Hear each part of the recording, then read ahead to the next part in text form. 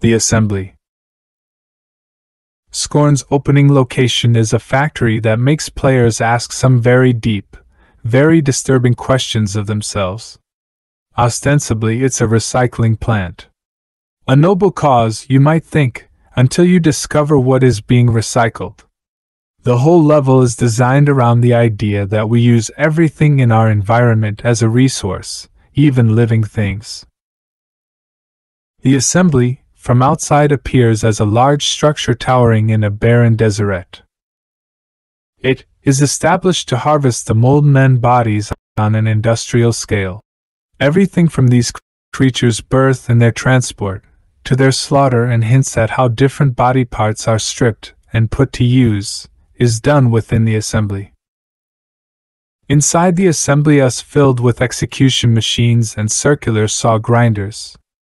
Transport carts rattling along spine-like single-rail tracks and simple articulated body hooks give the assembly's production line an arid retro-industrial feel.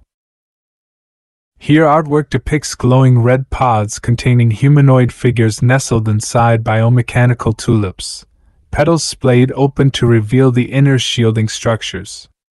Pod house ceilings are smeared with thick amniotic fluid, rivulets coursing down the walls. Flying drones busily tend to parasite rooms, misting the atmosphere to hydrate the monolithic tissue towers found beneath the branches of a sinister giblet tree. Fittingly, the factory itself appears constructed from recycled bodies, making it feel like a living place all of its own. In a horrific it have hallways flanked with hanging tapestries of stretched skin. The building's windows eschew glass for taut layers of organ membrane, with surrounding frames and consoles made from polished and reassembled bone.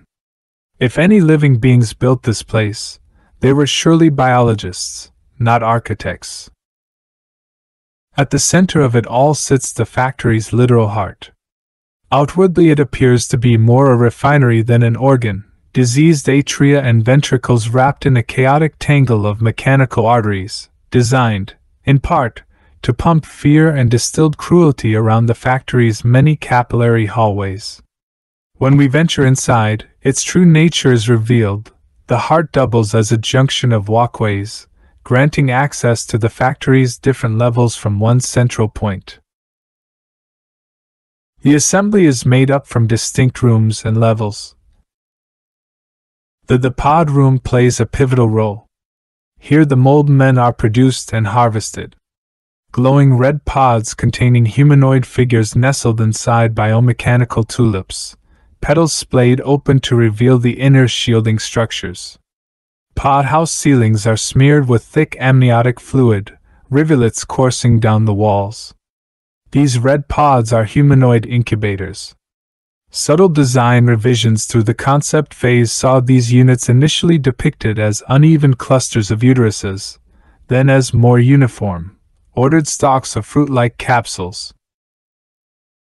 Players must gather fuse coils from across the assembly's layout in order to interact with the central pod stack, unlocking a key for progression as the reward.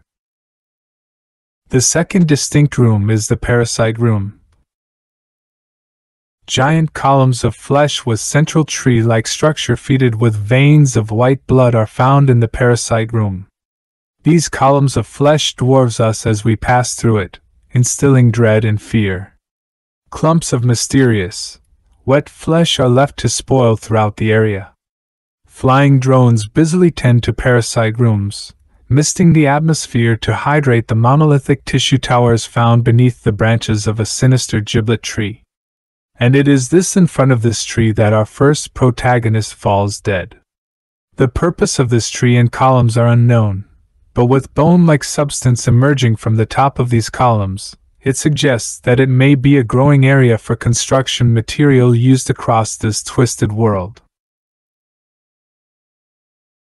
The third looks like hearts, however it acts like the transport network between different areas of the assembly.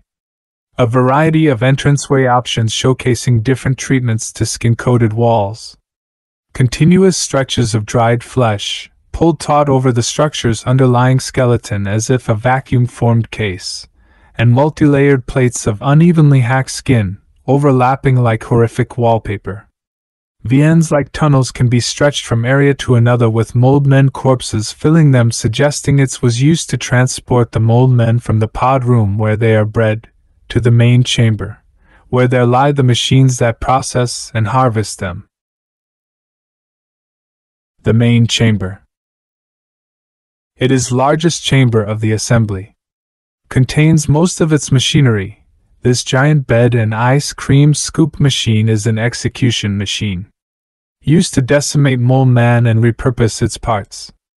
It also contained a storage tomb to store encased mole men, a central platform that controlled the machinery and transport system of the assembly. While the assembly looks like a factory by our sense, it's an alien place which its true purpose might not be fully unraveled.